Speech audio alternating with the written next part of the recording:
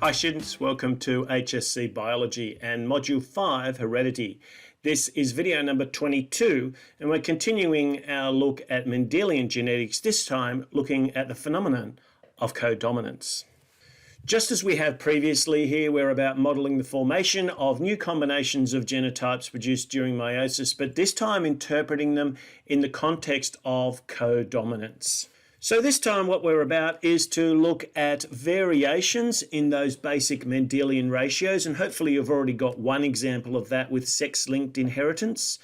We want to specifically look at what makes codominance different to the other variations from Mendelian ratios, and hopefully give you a chance to solve some Punnett squares or to use Punnett squares to solve genetic problems that involve codominance.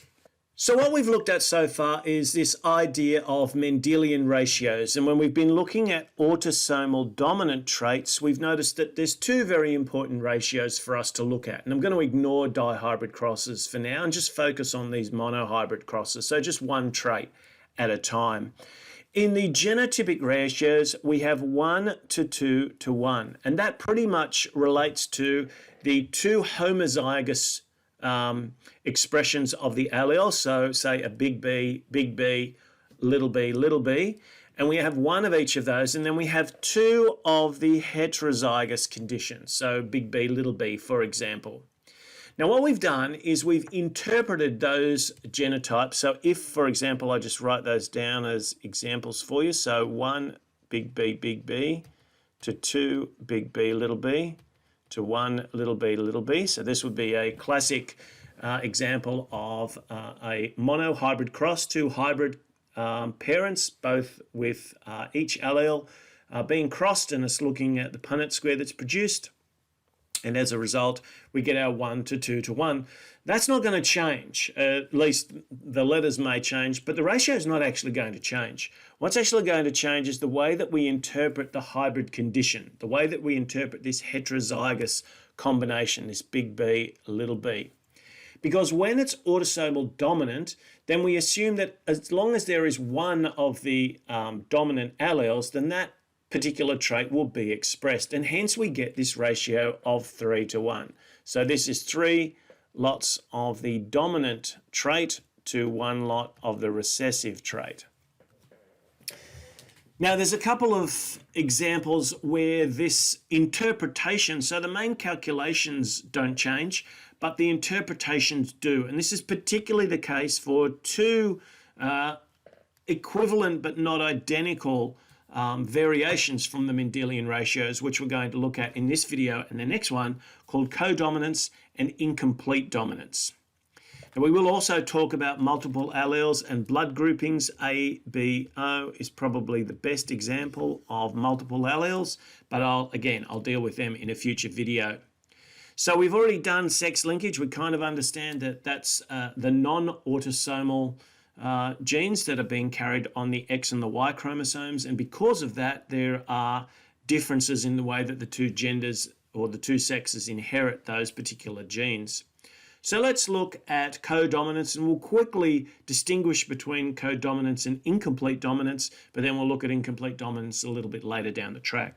So here's an example of codominance, and what we're really about is the hybrid condition, because obviously if we're looking here at hair color, and so we look at hair color can be one of 2, 3 variations, then our interpretation of the homozygous conditions is pretty much not going to change. It's this one that is the one that we've got to focus on. So one particular interesting and quite common example of codominance is roan cattle or horses. And in examples of roans, what you notice is that both of the alleles are being expressed. And this is the one thing that distinguishes codominance from incomplete dominance. In incomplete dominance, neither of them are expressed and you get some sort of intermediate condition. With codominance, both are actually expressed. So we can look at a white hair cow and a red-haired bull. So if these two were to have offspring, then if the white-haired was pure breeding which it would need to be, and hopefully you'll realize why. So let's call it big H, big H. And the red was little h, little h.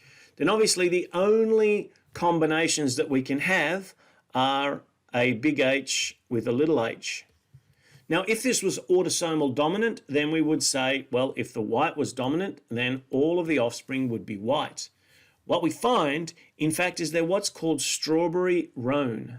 And strawberry roan are cattle that have both red and white hairs in their coats. So both of these genes are actually being expressed. Both alleles, both forms of the gene are being expressed. The coat has red and white hair distributed over the animal.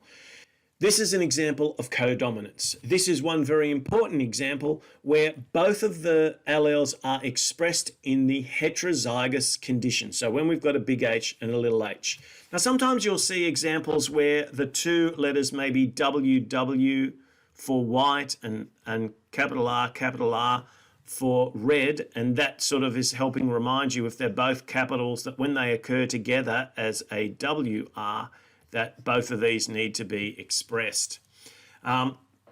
Because this is a form of algebra and that's just replacing numbers with letters in a sense, it means they can take on any values. And so most of the time, we're not going to worry what letters you use. What we're going to worry about is how you combine those together and how you interpret those letters when you're turning them from genotypes into phenotypes.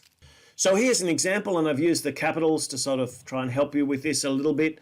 So if the parents are white hairs, and we call them capital W's, and red, we call them capital R's, and obviously the only possible gametes from two capital W's is a W, and from two capital R's is an R, which means that when these two come together, the only possibilities you have is all capital W, capital R. So the hybrid, this is the hybrid condition, or also the heterozygous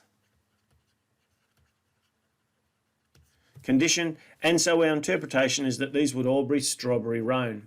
So what about the second generation? Well, in the second generation, because they're all capital W, capital R, that means the gametes that are formed for both of these individuals will randomly assign either a W or an R into the gametes. So that means we need to draw up a Punnett square, and that would look like this. Our Punnett square would have, say, the female and the male, and both the sperm and the eggs can equally have a W or an R in them. So then when we do our little multiplication tables, as we've done before, we find that we get this 1 to 2 to 1 ratio that we talked about right at the beginning of the video. And also when we work through our phenotypic ratios, we get 1 white hair, 1 red hair. They're the two homozygous conditions, these ones here. And then we have 2 of the strawberry roans, which are the heterozygous condition. So there's no difference in the way that you carry out these genetic problems. The only exception is when you're interpreting the genotypes to identify the phenotypes. That's when the heterozygous condition or the hybrid condition will be interpreted slightly differently if we have an example of codominance. Thanks for watching.